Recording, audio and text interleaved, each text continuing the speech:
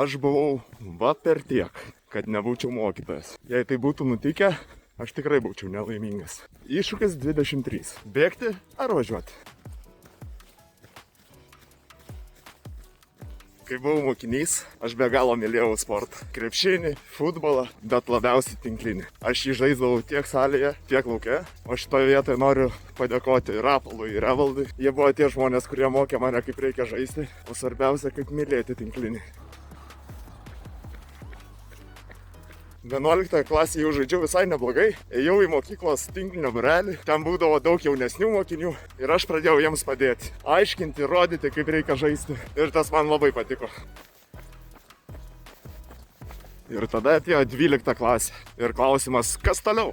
Įstojau į pradinį ugdymą, bet po metų mečiau. Nes universitetas man atrodė čiut per silpnas.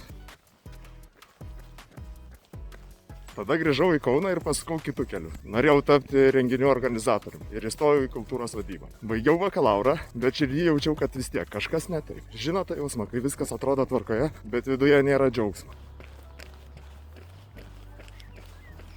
Todėl aš grįžau į pedagogiką ir supratau vieną dalyką. Jeigu aš noriu būti laimingas, turiu sujungti du dalykus – pedagogiką ir sportą.